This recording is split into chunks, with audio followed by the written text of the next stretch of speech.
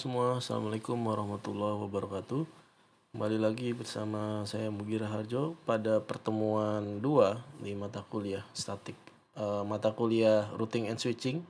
Ya, kali ini kita akan membahas tentang static routing, di mana ini merupakan salah satu metode untuk melakukan routing di dalam jaringan komputer. Ya. Nah, static routing itu apa sih? Atau routing static itu apa?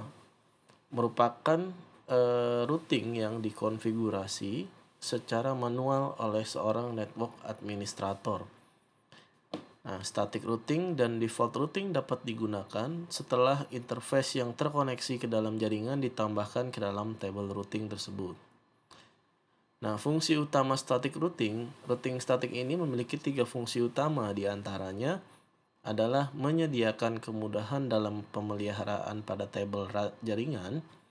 Lalu yang kedua adalah jaringan neighbor hanya bisa diakses oleh satu rute saja dan router tidak memiliki tetangga yang lainnya. Yang ketiga adalah menggunakan rute default tunggal.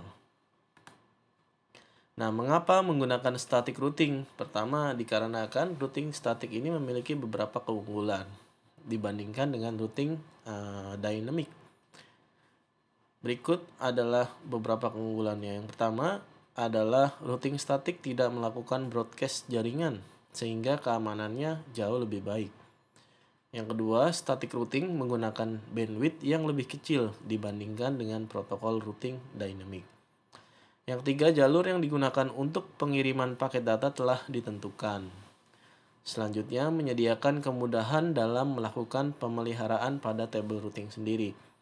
Nah, yang terakhir adalah menggunakan next hop yang mampu untuk melakukan pencegahan terhadap terjadinya error di dalam penerusan paket data ke router tujuan. Namun, di balik keunggulannya tentu pasti ada kelemahan dari static routing dibandingkan dengan dynamic. Di antaranya adalah rentan terhadap kesalahan dalam melakukan konfigurasi dan perawatan table routing.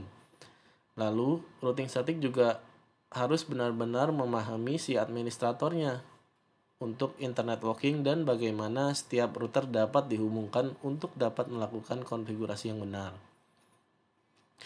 Yang ketiga, jika terdapat sebuah jaringan baru yang ditambahkan ke dalam internet walking, maka administrator harus menambahkan sebuah root terhadap semua router secara manual. Jadi, routing ini agak cukup rumit ketika digunakan dalam jaringan yang mempunyai banyak router. Misalkan dibutuhkan satu buah router baru, maka semua router harus dikonfigurasi secara manual, ditambahkan secara manual. Itu mungkin ada pada dalam bagian efisiensi waktu ya. Nah, berikut adalah perbedaan konfigurasi next hop dengan exit interface. Pertama, model konfigurasi next hop kelebihannya adalah dapat mencegah terjadinya error dalam meneruskan paket data ke router tujuan apabila router yang akan meneruskan paket memiliki link dengan banyak router. Lalu kekurangan dari next hop sendiri adalah static routing yang menggunakan next hop akan mengalami multiple lookup atau lookup yang berulang. Mungkin saja itu akan menghambat laju kecepatan dari transfer data. Nah, yang selanjutnya penggunaan exit interface. Kelebihannya adalah proses lookup hanya akan terjadi satu kali, karena router akan langsung meneruskan paket ke network tujuan melalui interface yang sesuai pada routing table. Namun kekurangannya akan terjadinya error jika router memiliki banyak link. Nah, selanjutnya adalah perbedaan konfigurasi next hop dengan exit interface. Routing static dengan menggunakan next hop cocok digunakan untuk jaringan multi-access network atau point-to-multipoint. Sedangkan untuk jaringan point-to-point cocok menggunakan exit interface dalam mengkonfigurasi static route. Ketiga, recursive route lookup adalah proses yang terjadi pada routing table untuk menentukan exit interface mana yang akan digunakan ketika akan meneruskan paket ke tujuannya. Jadi antara next hop dan exit interface memang ada kecocokan di antara metode-metode mungkin ya, yang akan digunakan, terutama pada misalkan jaringan routing statik dengan next hop itu cocoknya digunakan dalam jaringan multi access network atau point to multi point. Sementara exit interface dia lebih cocok ke jaringan point to point. Nah, berikut adalah konfigurasi secara default di routing statik. Ya, sangat mudah dengan menambahkan IP root. Ya, lalu ditambahkan di situ IP network beserta mungkin adalah subnet mask dan juga next hop IP-nya jika menggunakan next hop. Nah, berikut contoh lengkapnya routing statik menggunakan next hop. Ya. Untuk melakukan konfigurasi routing statik dapat menggunakan perintah berikut ya, IP root, network mask-nya, lalu next hop IP dan exit interface. Bisa seperti itu. Oke. Nah, jadi kalian perlu mencoba di bagian static routing ini bagaimana sih nanti kalian akan melakukan studi kasus untuk bisa yang namanya adalah melakukan konfigurasi pada router-router yang ada dalam skema ini ya. Jadi tolong kalian siapkan Cisco packet tracernya untuk membuat skema. Oke. Jadi di sini sudah mulai studi kasusnya. Jadi ada 3 buah router. Ya, 3 buah router. Tentunya kita masih menggunakan routing statik di pertemuan ini. Ya. Silakan kalian buatkan skema yang persis seperti ini. Untuk IP-nya bebas, tidak harus sama. Boleh kalian pakai kelas C, kelas B, kelas A, terserah. Yang terpenting kalian mengkonfig IP versi 4 statik dan static routing ya. Nah, silakan ikuti skema seperti ini ya.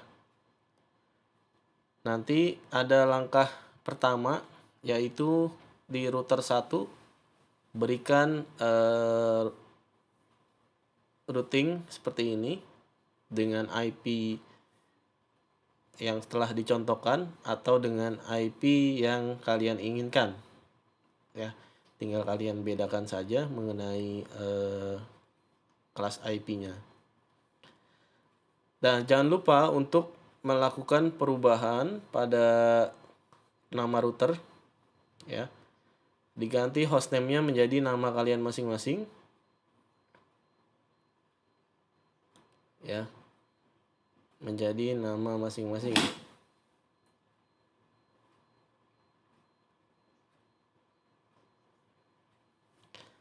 Nah, routing 1 diganti dengan nama plus angka 1 di belakangnya. Seperti ini. Nah, langkah kedua adalah konfigurasi pada router 2. Dan saya harap juga wajib melakukan penggantian nama pada router ini. Ya. Jadi setiap router harus digantikan dengan nama. Nah, di sini karena dicontohkannya menggunakan serial kabelnya atau portnya, silakan cari router di dalam Cisco Packet Tracer yang menggunakan port serial. Ya. Seperti ini.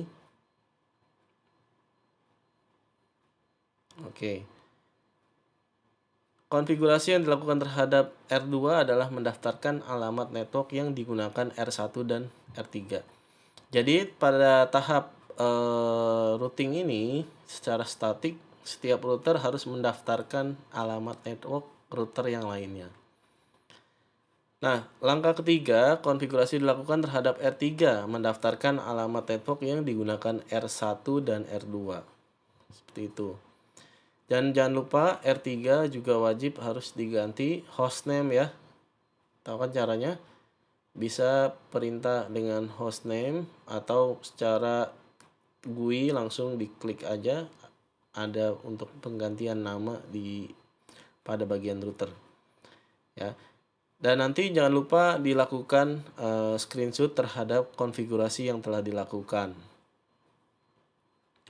Nah, langkah keempat kita melakukan verifikasi dengan perintah show IP root pada R1 ya. Boleh juga kalian melakukan show IP root juga di masing-masing router. Ya, setelah itu jangan lupa dilakukan screenshot. Nah, pada langkah kelima, uji konektivitas jaringan untuk memastikan jaringan yang dapat berjalan sesuai kebutuhan. Jadi, uji konektivitas cukup melakukan dengan cara melakukan ping saja ya. Nah, ini juga harus ter-screenshot. Oke. Nah, ini adalah kriteria pengumpulan tugasnya. Lakukan studi kasus tersebut di Cisco Packet Tracer. Screenshot setiap Anda melakukan konfigurasi. Masing-masing router diberikan nama kalian masing-masing. Jadi tadi seperti perintah yang saya berikan, router Anda tadinya R1, R2, R3 dirubah menjadi nama masing-masing, ditambahkan dengan nomor routernya. Misalkan contohnya adalah Mugi 1, Mugi 2, dan Mugi 3. Dengan merubah hostname pada router. Buatlah dalam bentuk tutorial di Word atau dijadikan PDF dengan menjelaskan step by step beserta screenshot hasil pengerjaan kalian. Cover makalah tersebut diberikan nama, NIM, dan logo kampus. Kirim file tersebut ke link di bawah ini. Ya, https://tinyurl.com/tugas2rs. Ikuti sesuai dengan perintahnya. Oke, demikian adalah materi dari pertemuan 2 mengenai static routing. Nah, kalian dilarang keras untuk mengcopy tugas teman kalian. Apabila diketahui ada kesamaan pada makalah tersebut, maka tidak masuk dalam penilaian tugas. Setiap perangkat dalam skema tersebut wajib dirubah hostname-nya menjadi nama kalian masing-masing. Untuk menghindari copy paste pada penugasan di Google Drive, silakan pada saat melakukan konfigurasi semua device yang ada di Cisco Packet Tracer diubah dengan nama kalian masing-masing, sehingga saya bisa mengetahui bahwa screenshotan tersebut adalah screenshot dari yang kalian kerjakan masing-masing. Baik, terima kasih atas perhatian Anda pada pertemuan 2 ini. Saya akhiri. Wassalamualaikum warahmatullahi wabarakatuh.